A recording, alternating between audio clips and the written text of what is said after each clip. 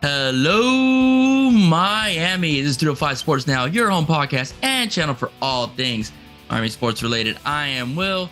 Well, the Miami Heat, after a game 1 victory over the Milwaukee Bucks, come a little bit down to reality as they lose to the Bucks tonight by a score of pretty much an obliteration of 138 to 122, and it wasn't even that close. In game 1, what I'm going to do tonight is basically just give my perspective of the first two games and give a recap of game 2 in particular. But game 1, they were great. All right, game 1, Jimmy Butler had a 35 points.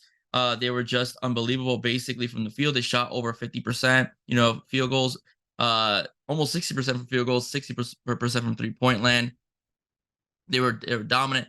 Spoelstra's game plan was great. Giannis leaves the game, so does Tyler Hero, and that puts both teams in predicament. But in game 1, the Milwaukee Bucks really faced it the worst because they're the ones that got beat.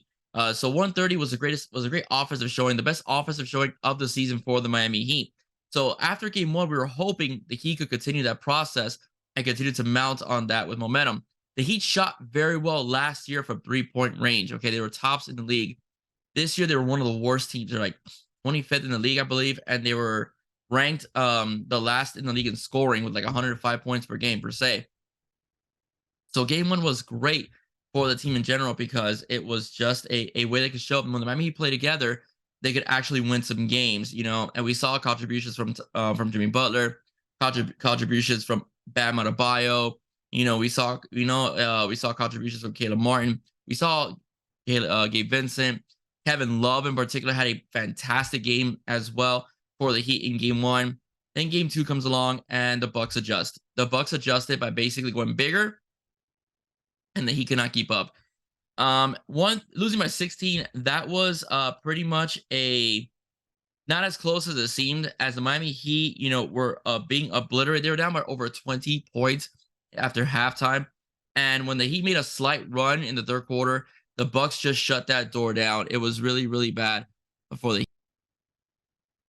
Going back to the second quarter, the Miami Heat were outscored 46 to 27, all right, by 19 points. All right, they were down by 26 heading into halftime.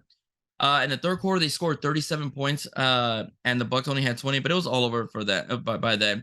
Jimmy Butler did have 25 points. The game went 8 for 12 from the field, but it just wasn't enough. The Miami Heat were just basically bullied by the Milwaukee Bucks. It was absolutely atrocious, as the Milwaukee Bucks shoot 53% from the field, 51% from 3-point land, and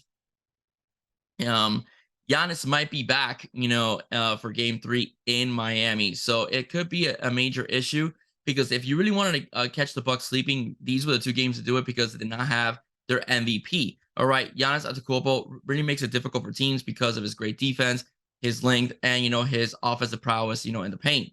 And he opens things up for his better shooters, his 3-point shooters, etc.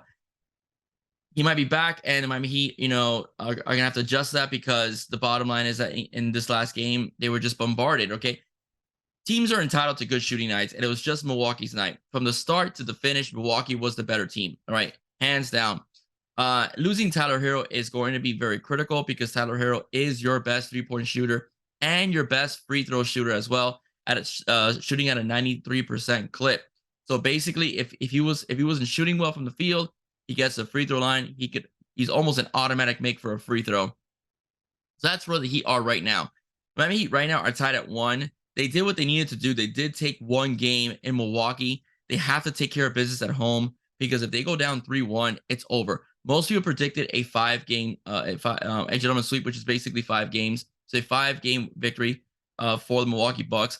I do believe this Heat team can put it together. They always play well against Milwaukee, and they showed it in game 1 that they have potential if they play well as a team. And in the playoffs, the role players are very key. The reason why the Miami Heat were so successful in game 1 wasn't just because of Jimmy Butler's 35 points. It's because everybody else stepped up. And in game 3, everybody not named Jimmy Butler has got to produce, and that is the key. Guys like Caleb Martin, Max Strus, and we see more Duncan Robinson. He's got to hit his threes. All right, he missed a couple open ones tonight. He's got to hit his threes. Gabe Vincent as well, who's actually played pretty decently in the playoffs. I mean, pretty good on defense. Those are the kind of guys that need to step up. The playoffs is where the role players shine. All right. The stars will be the stars. They carry the team, but the role players are the ones that shine in the playoffs. Game one, they shine. When the Heat were in the bubble, the role players shine. Duncan Robinson, Tyler Hero, Jay Crowder, who's now with the Bucks, etc. Those guys shined. All right. They have to shine again. It cannot be the Jimmy and Bam show. And Bam has got to step up a little bit too. Right. Had a solid game one. Game two was not much to be desired. Okay, let's just say that. So that's pretty much all I have to say. The Miami Heat are in good shape because it is a tie. Okay, so right now, if they could take 2 or 1 at home, they're in good shape because again, like I said, Milwaukee is a team they have played well against in the past. They did beat them a couple times during the regular season. So the Miami Heat and the Bucks do know each other very well, as do the Heat in Boston, as do the Celtics and the Bucks. So all these Eastern Conference teams know each other very well. They know the playbook, okay, pretty much.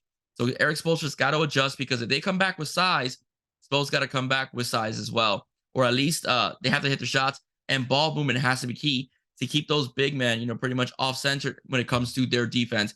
But the key is you have got to hit your shots. If you're going to be a small team, the shots have got to fall, or you're going to have a long night like they did tonight.